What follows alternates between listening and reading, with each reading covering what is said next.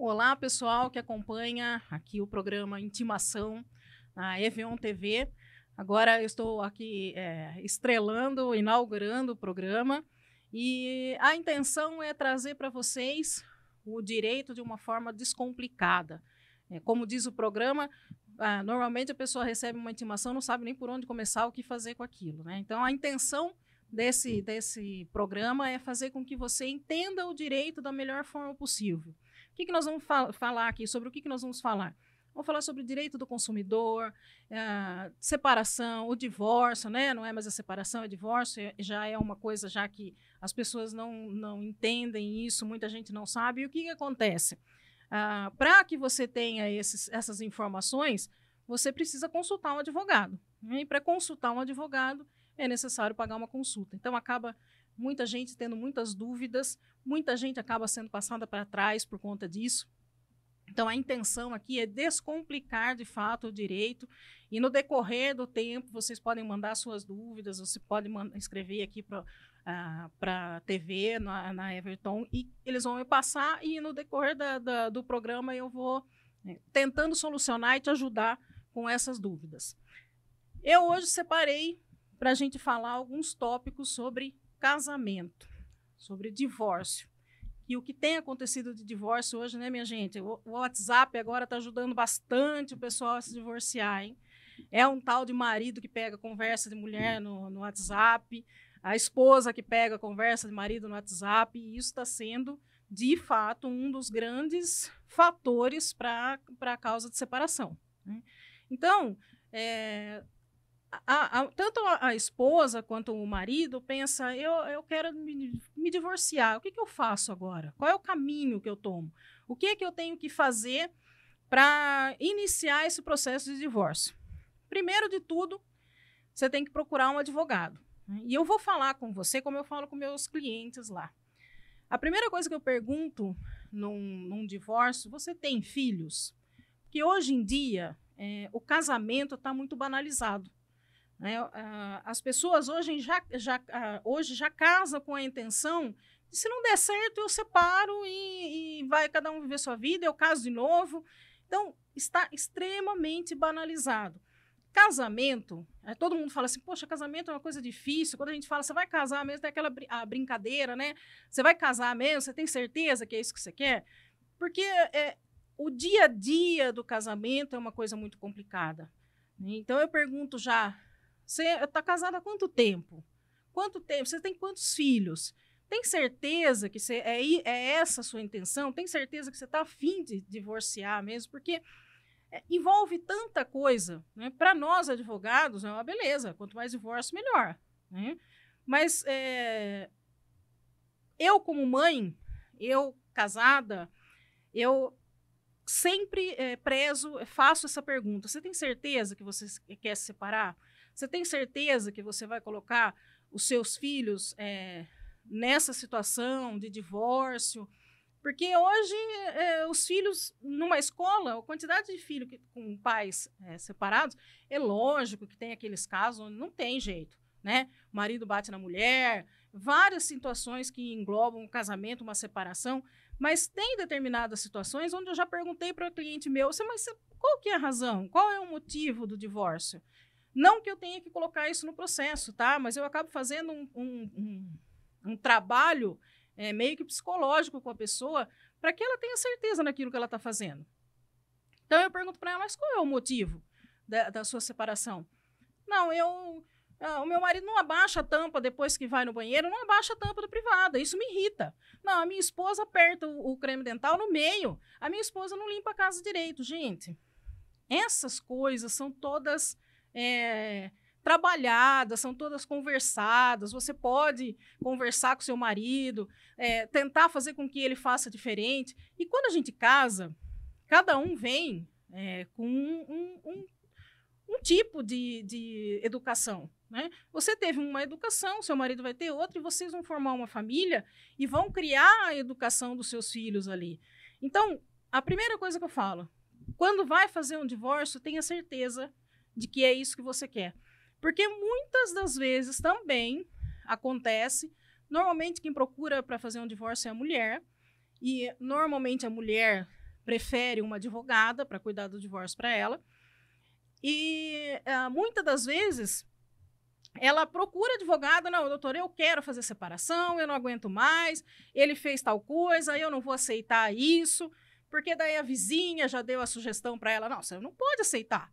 A mãe, né, a irmã, a cunhada, sempre tem alguém para dar uma opinião, um pitaco. Então, no meio do processo, ela aparece no escritório e fala assim, então, doutora, sabe o que é? Nós vamos voltar. A gente conversou, ele falou que ele não vai fazer mais isso e nós vamos voltar.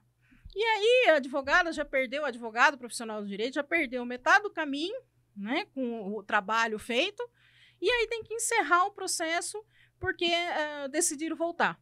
Então, tente fazer isso, tente tomar essa decisão com a cabeça fria, tenha realmente noção do que você quer fazer e não deu mais, aí sim, procure um advogado. E entenda que cada caso é um caso. O seu caso é diferente do da vizinha. O seu caso é diferente da pessoa que frequenta a mesma igreja que você. O seu caso é diferente da pessoa que trabalha com você. Porque o que acontece? A primeira coisa que pergunta, quanto tempo demora, doutora? Se tem uma coisa que a gente não tem como falar no direito, é quanto tempo demora um processo. Porque não depende só do trabalho do advogado. Depende também do judiciário. A partir do momento que você leva os seus documentos num advogado, ele vai dar entrada no processo e o decorrer do processo depende do judiciário, né?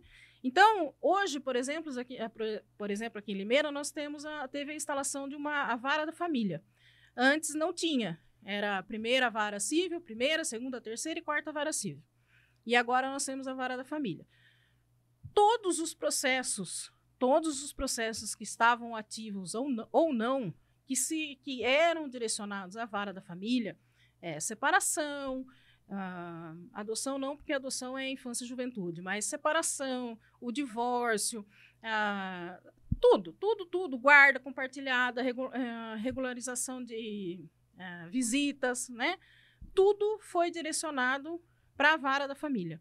Então, um divórcio hoje, que de repente demorava 6 meses, 7 meses, hoje está muito mais demorado, por conta da quantidade de processos que foi direcionado para essa vara. O que acontece? Como é que pode ser feito o divórcio? Você tem duas alternativas. Você tem a alternativa de fazer o processo consensual, onde vocês dois sentaram, conversaram, eu vou ficar com isso, eu vou ficar com aquilo, e isso é com relação a tudo mesmo. Quando a gente fala tudo, é móveis. Quem é que vai ficar com o forno micro-ondas? Quem vai ficar com a geladeira? Abrange todas essas questões, né? Então, você tem que ter, para fazer um processo consensual, você tem que estar ciente daquilo que você quer. Vocês já conversaram e, normalmente, é necessário somente um advogado, um profissional do direito. Você não precisa ter um advogado para a esposa e um advogado para o marido. Você pode ir um só, vocês vão sentar, os três, e olha, nós vamos fazer de tal forma, a pensão vai ser de tal forma, a guarda vai ficar de tal forma, eu vou ficar com a geladeira, ele vai ficar com o fogão. Pronto, o advogado vai colocar no papel, vocês vão assinar, e isso vai ser dado entrada judicialmente para que você tenha uma certidão de casamento averbada com o seu divórcio. Esse é o processo mais, a gente fala mais simples, o mais tranquilo de ser feito, porque não tem briga, não tem a discussão, não tem outro advogado onde a gente tem que ficar mediando, né, a briga do casal. E é um processo de divórcio, onde envolve guarda de filho, onde envolve pensão. É um processo muito desgastante para as partes, não para o advogado. O advogado já está acostumado com esse tipo de trabalho. Agora, para as partes, para a esposa e para o marido, é extremamente desgastante. Porque aí toda e qualquer picuinha que possa ter tido nesse período vem à tona. E tudo quer ser resolvido naquele processo de divórcio. Então, algumas questões com relação à perda de direito, que as pessoas ainda têm muitas dúvidas com relação a isso, Processo consensual, então você acertou com o seu marido, vocês assinaram, deu entrada, rapidinho sai. O rapidinho, quando eu falo rapidinho na justiça, um rapidinho pode demorar até 3 meses, tá, pessoal?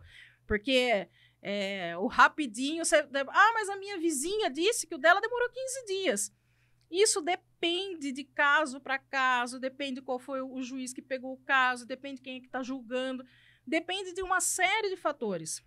Porque quando a gente pede os documentos para se dar entrada no processo, para a gente propor a ação de divórcio, você tem um rol onde a lei determina quais são os documentos que você quer, é necessário para que você faça esse divórcio.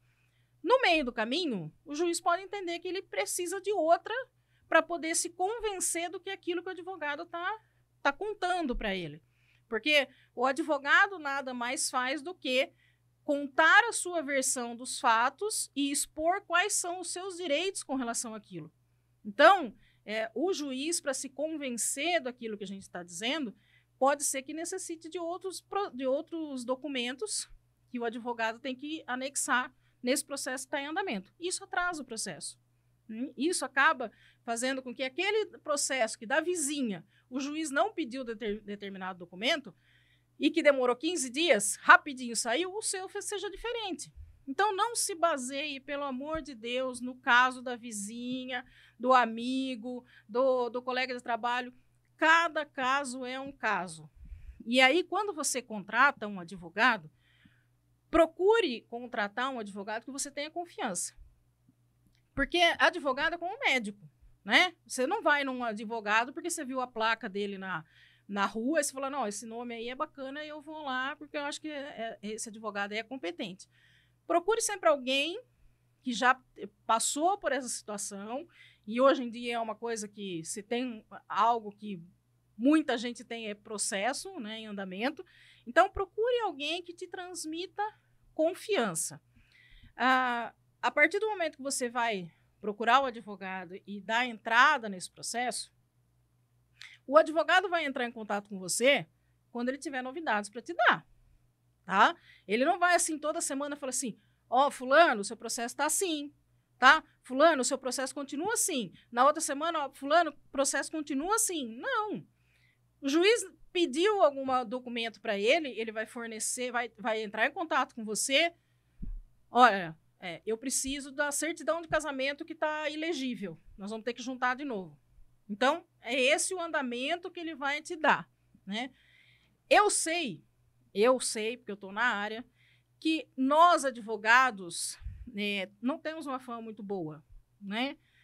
É uma coisa que vem assim de muito tempo, que tem muito advogado que as pessoas acham que está passando a perna, então fica com um pé atrás, porque advogado, o cara é advogado. Profissional bom e ruim tem em todo lugar. Qualquer lugar que você for, tem um advogado, um profissional que é top, tem um profissional que não é tão bom assim, né? Então, procure aquele que mais vai te trazer confiança naquilo que está fazendo, tá? Então, o processo consensual é mais simples. O processo judicial. O que é o processo judicial? O processo judicial de divórcio é quando os dois não entraram num acordo, não souberam dividir o que cada um vai ficar com o quê, porque nós estamos falando de bens, uma geladeira, um fogão, mas tem aquele divórcio onde é mais complicado, né? E as pessoas se casam hoje, a forma de se casar, a forma mais usual de se casar, a forma do casamento é a comunhão parcial de bens. A comunhão parcial de bens, a partir do momento que você casou, tudo aquilo que você adquirir depois do casamento, os cônjuges têm direito a 50%. Você comprou um carro, depois que você se casou, 50% é para cada um. É para a esposa ou é para o marido. Independente de quem trabalhou, de quem conseguiu o dinheiro para aquilo. Isso não tem como o advogado falar no processo, olha, ela trabalhou mais, ele ficou desempregado 1 ano e quem trabalhou e sustentou a casa foi ela. isso não faz diferença. Vou contar um caso para vocês, um caso real, prático, de uma pessoa que se casou. A esposa, no caso, era proprietária de uma rede de farmácia. E quando se casou com o marido, com o pretendente dela, ela sabia que ele era se não me engano, ele era ferramenteiro. Ele era metalúrgico. E na área dele, ele passou bastante tempo desempregado.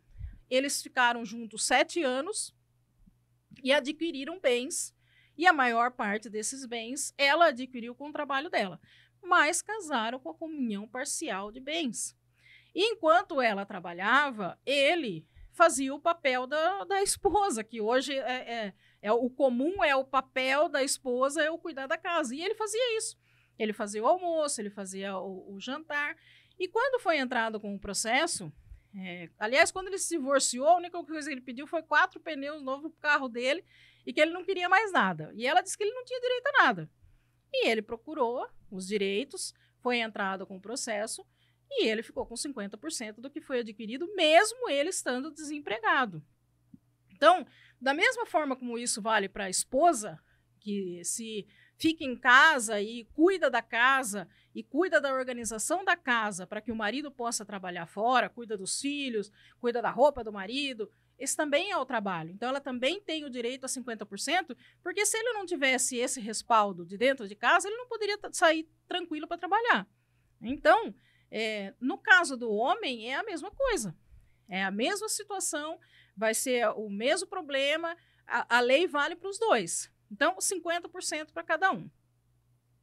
Antigamente, as pessoas casavam muito, nem perguntavam, né? Qual é o regime de bens que você quer se casar. Na época que os meus pais se casaram, era a comunhão universal de bens. O que era a comunhão universal de bens? Que ainda muita gente tem esse regime de casamento, os mais antigos. Todo e qualquer bem, mesmo antes do casamento, a pessoa tem direito a 50%.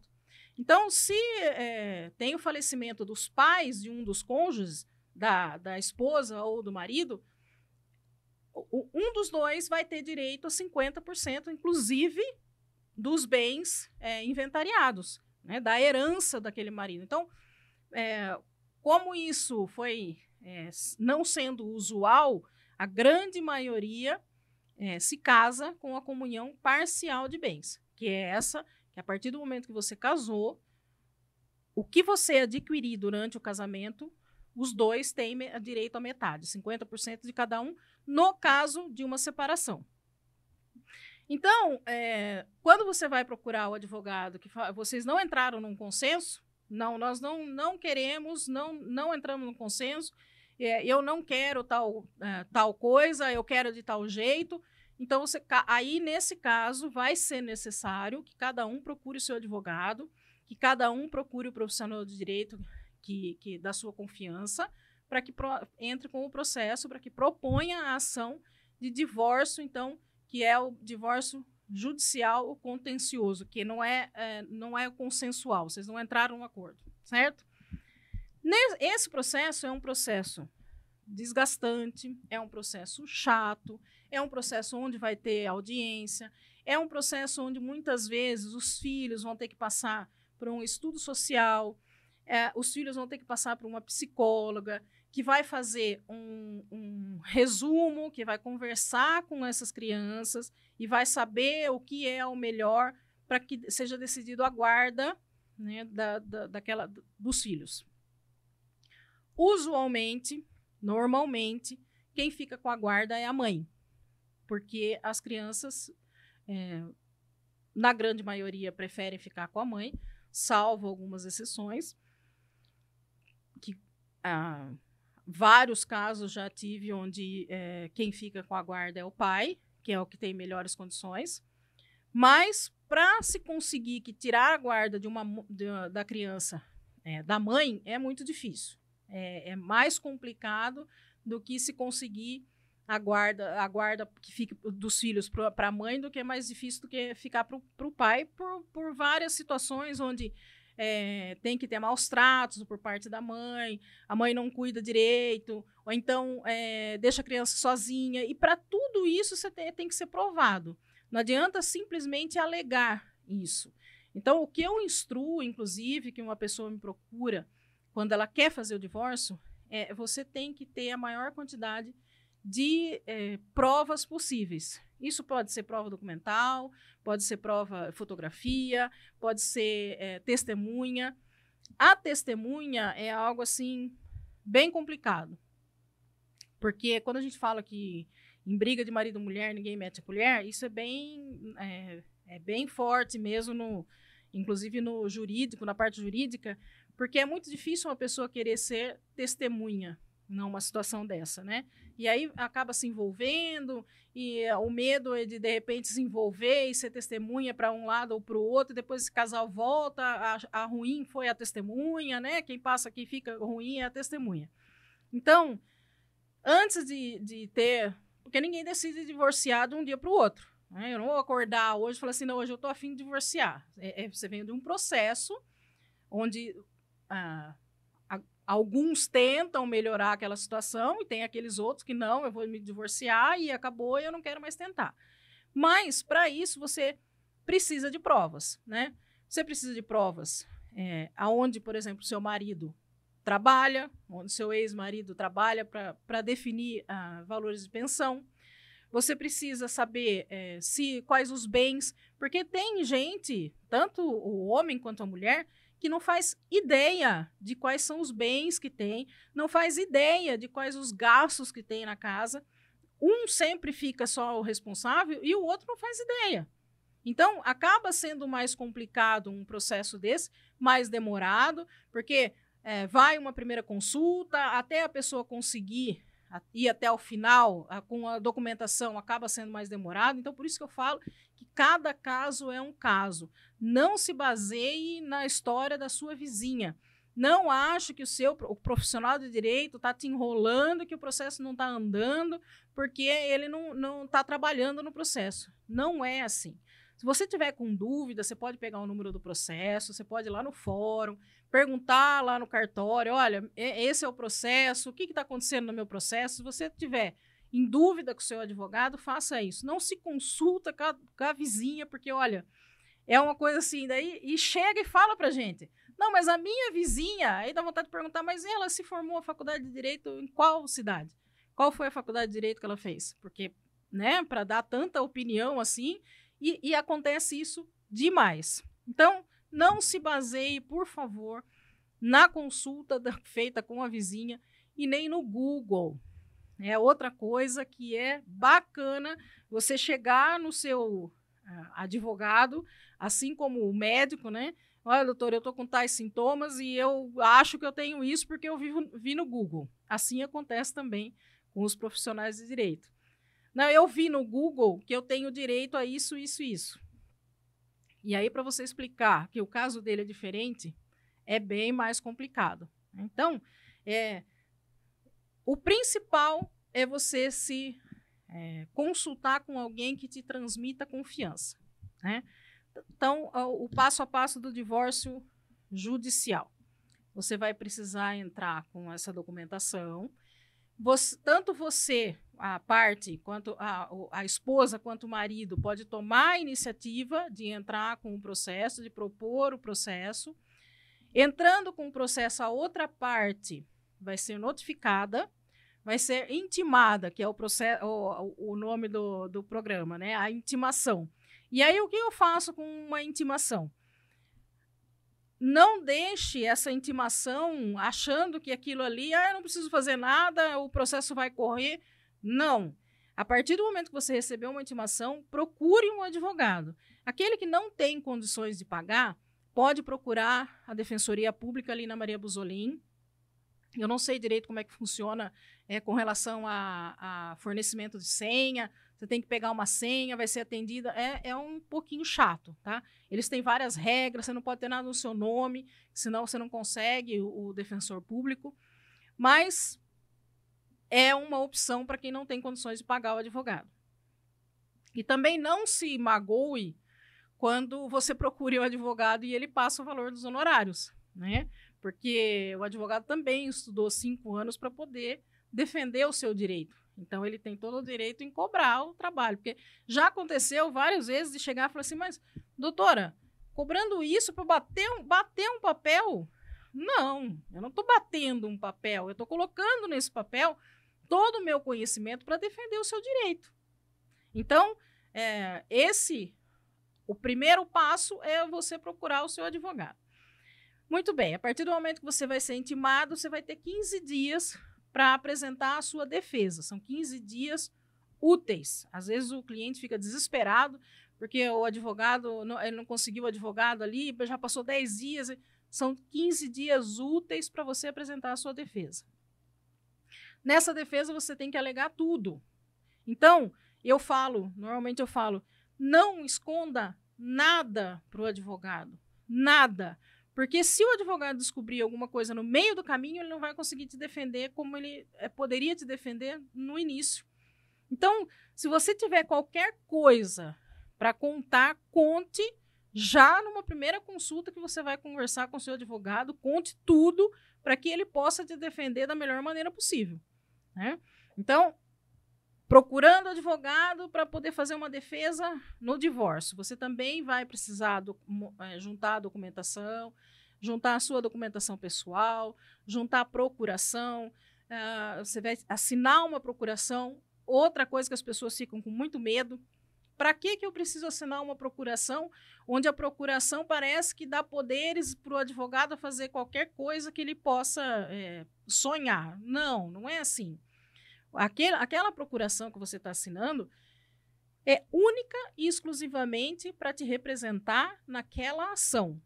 Ele não vai conseguir fazer nada além daquilo. Então, não tenha medo de assinar uma procuração. Você tem todo o direito de pegar a procuração, de ler, de tirar dúvida. Doutor, por que está escrito isso aqui? O que isso aqui significa? Tire todas as suas dúvidas para não ter a desconfiança no decorrer do processo. Você vai fazer a sua defesa.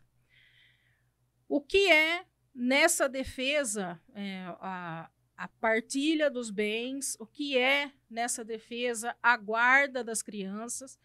Como eu disse, normalmente a guarda fica com a mãe. E o que significa a guarda ficar com a mãe? Significa que toda e qualquer responsabilidade com relação àquela criança é com aquele que está com a guarda. Então, se eu quiser, eu separei do meu marido, o divórcio já saiu e a guarda da criança é minha. Se eu quiser mudar ela de escola sem o consentimento do pai, eu posso mudar porque a guarda é minha. E o que é a guarda compartilhada? Muita gente também tem dúvidas com relação à guarda compartilhada. Acha que a guarda compartilhada é a criança ficar 15 dias na casa de um e 15 dias na casa do outro. Não é isso a guarda compartilhada. Pode ser também assim, dessa forma. Mas a guarda compartilhada nada mais é do que uma obrigação que a justiça impõe, que os pais têm que tomar as decisões com relação aos filhos como se casados estivessem. Então, se eu separei do meu marido e a guarda é compartilhada, está lá escrito guarda compartilhada. Se eu quiser mudar o meu filho de escola, o pai tem que autorizar. Tem que ter uma autorização do pai de que ele também concorda que aquele filho tem que mudar de escola. Então, é isso a guarda compartilhada. O filho vai fazer futebol. O pai concorda em fazer futebol? Então, o pai concorda. Então, a guarda compartilhada é para essa decisão. É a melhor guarda que existe quando os pais conseguem conversar e decidir em conjunto as coisas do filho. O que acontece, o que eu também instruo os meus clientes? Separou, marido e mulher, vocês não vão ser eternamente. Teve o divórcio, vocês vão ver cada um a sua vida. Mas os filhos são para o resto da vida. A primeira coisa que vocês têm que pensar num divórcio é o que vai acontecer, como é que você vai conduzir esse divórcio com relação aos filhos. Esse é o principal motivo de um divórcio, a principal situação de um divórcio para que ela seja bem conduzida é a forma como vocês vão conduzir isso com relação aos filhos. O que acontece na grande maioria das vezes? Como tem a separação e sempre quem sai da casa, quem sai do lar é o marido, na grande maioria das vezes é o marido, a guarda, de fato, continua com a esposa. E aí esse marido saiu da casa, vocês não se decidiram ainda com relação ao divórcio, passou aí 6 meses, vocês continuam casados no papel, como todo mundo fala, e a guarda está com a mãe. E aí o ex-marido arruma uma namorada. Aí é que o negócio pega. Porque a mulher, e eu entendo essa situação, primeiro que ela se sente, por mais que ela esteja já divorciada, ela se sente traída. Ela acha e eu falo ela porque na grande maioria acontece o caso com a esposa. E a grande maioria usa o que para se vingar do ex-marido? Os filhos. Os filhos são usados daí como uma troca.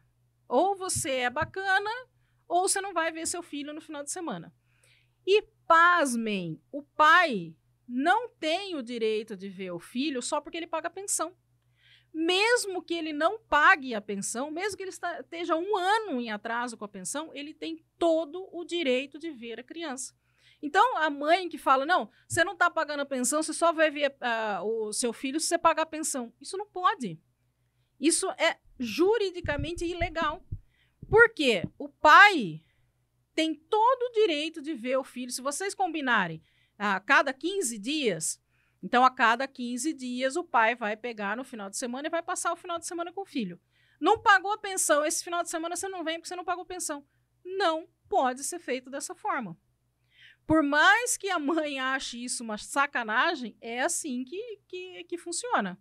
Então, se o pai procura um advogado, olha, não está deixando eu ver as crianças porque eu não estou pagando a pensão, eu não tenho condições de pagar a pensão. Eu estou pagando pensão, eu estou desempregado e eu não tenho como pagar a pensão. Que é outra situação que, judicialmente, falando português claro, se você não está empregado e não tem como pagar a pensão, se vira, faz bico, mas a pensão é algo primordial na vida de uma pessoa que é divorciada. Para a justiça, pouco importa se está desempregado ou não. Então, é necessário o pagamento da pensão. Hoje em dia, com relação ao pagamento da pensão, o que mudou com relação a isso? Antigamente, para o devedor da pensão, porque isso pode acontecer, a esposa ter que pagar a pensão também para o ex-marido, né? O devedor da pensão, antigamente, para a gente conseguir pedir a prisão civil desse devedor, demorava até 3 meses. Ele tinha que ter pelo menos 3 meses de atraso para que o juiz determinasse a prisão civil dele. Hoje em dia, atrasou 1 mês, já pode pedir a prisão civil. Mas para chegar nisso, é o que eu falo, o divórcio tem que estar assim, uma briga muito acirrada para que vocês não tenham um consenso com relação a esse pagamento de pensão. Muitos dos maridos, ex-maridos, não, eu não vou pagar em dinheiro. Eu vou pagar, se eu tenho que pagar R$200 de pensão, que tem gente que paga R$200 e acha que R$200 consegue cuidar de 3 filhos, por exemplo, sustentar 3 filhos, eu vou pagar em mercadoria. Eu vou no mercado e eu faço uma compra de R$200. Não é assim que funciona. Porque o ex-marido acha que está pagando a pensão, né? Mas a fulana, eu pago a pensão, ela vai no cabeleireiro. Eu pago a pensão, ela vai fazer unha. Não. Os R$200, ela pode até acontecer dela pegar dos R$200 e ir lá fazer a unha dela, mas o sustento do filho, se está sendo feito da forma correta, O que ela faz com os R$200 não é da sua conta. E é assim que funciona também a lei. Então, não adianta achar que você pode simplesmente fazer a compra do mês, ou então eu vou, se ela precisar, ela me pede e eu compro o remédio. Isso é a sua obrigação. Você colocou aquela criança no mundo. Se vocês estivessem casados e mesmo que você estivesse desempregado, você ia dar um jeito de arrumar o dinheiro para comprar a medicação que seu filho precisa. Então, é assim também que funciona com relação ao fato da pensão se você estiver desempregado. Teve uma vez que eu fui fazer uma audiência com um juiz que eu achei assim, maravilhoso a forma como ele expôs o que ele achava com relação à quantidade de filhos que uma pessoa tinha. O cara estava fazendo uma audiência de pensão para pagar para o quarto filho que ele já tinha tido com 4 mulheres diferentes. Ele tinha 4 filhos, 4 mulheres diferentes, e esse quarto filho ele não estava pagando pensão. E ele virou para o juiz e falou, mas, excelência, eu não tenho como pagar. Eu tenho 4 filhos. Eu não tenho como pagar mais pensão para esse quarto filho.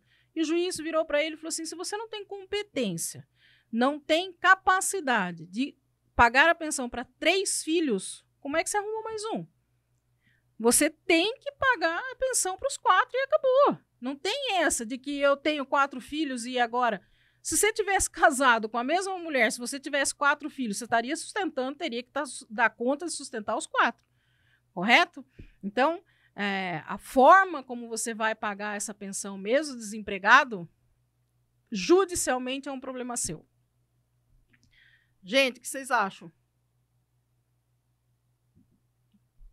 Já deu? Quanto precisa? Tá, deixa eu ver. Tá, vou falar de mais alguma coisa e daí deu, tá? Outra coisa que as pessoas têm dúvida. A mulher está numa situação em casa de o marido é agressivo. E a agressão não é só a agressão física. A agressão pode ser uma agressão verbal, que isso também é agressão. Então, a falta de respeito, a falta de carinho entre o casal e o desrespeito com a forma como trata o outro, também é passível de motivo de divórcio. Aí a mulher me procura e fala, o meu marido é usuário de droga, e quando ele chega que ele usou a droga, ele me bate. O que eu posso fazer? Porque a vizinha dela também, a formada no Largo São Francisco, falou para ela que ela não pode sair de casa. Que ela tem que continuar lá apanhando. Primeira coisa que tem que ser feito um boletim de ocorrência. Faça um boletim de ocorrência, peça uma medida protetiva. Mas não adianta de nada porque não tem quem me proteja. Realmente a polícia não tem efetivo para colocar um policial na porta da sua casa impedindo que o ex-marido compareça lá na sua casa e te dê uma surra de novo. Isso realmente é fato. Acontece que você, com os boletins de ocorrência, você vai provar que você está tendo aquele problema já há um certo tempo, porque tem muitas mulheres que não fazem o boletim de ocorrência, que têm medo de fazer o boletim de ocorrência, que o marido ameaça se fizer o boletim de ocorrência, e que se ela sair de casa, esses maridos ameaçam dizendo que elas vão perder todo o seu direito. Isso não é verdade. Se a situação está a ponto de você estar temendo pela sua vida e dos seus filhos, saia de casa. Se você tiver para onde ir, saia. Você não vai perder direito nenhum.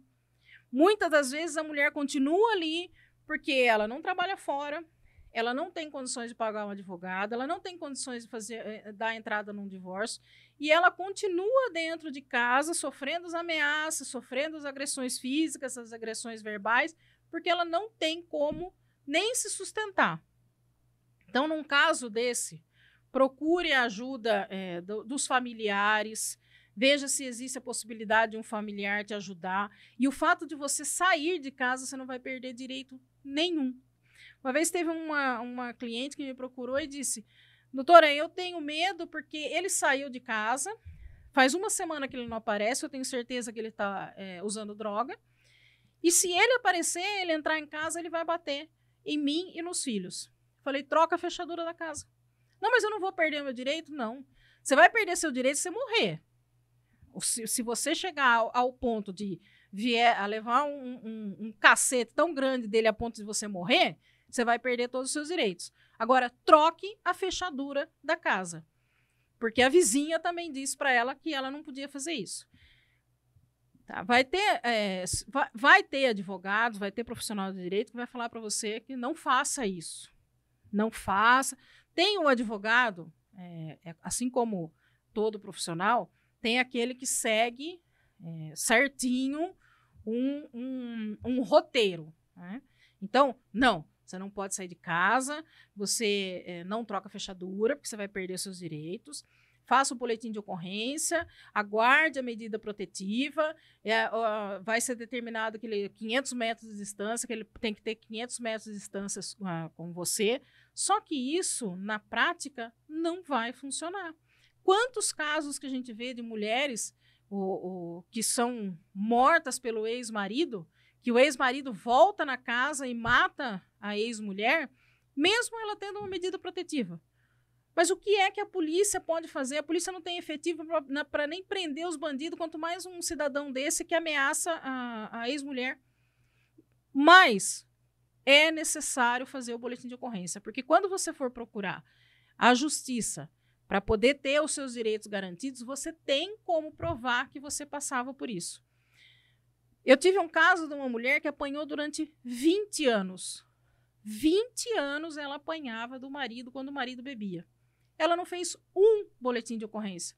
E não tinha uma testemunha que falasse, que fosse lá testemunhar de que ela era agredida pelo marido. Como é que um profissional de direito vai provar que essa mulher apanhava, se ela nunca fez um boletim de ocorrência? Então, procure a igreja, procure a comunidade, ou a associação do bairro, tenta uma ajuda, uma amiga que conhece algum advogado que pode te auxiliar. Vai te instruir a pelo menos se precaver para que você não sofra esse tipo de violência e garanta os seus direitos. E eu te garanto que se você sair da sua casa, você não vai perder direito nenhum. Se você trocar a fechadura, você também não vai perder direito nenhum. Então, a melhor coisa numa situação dessa, de violência doméstica, é a precaução. Fechou?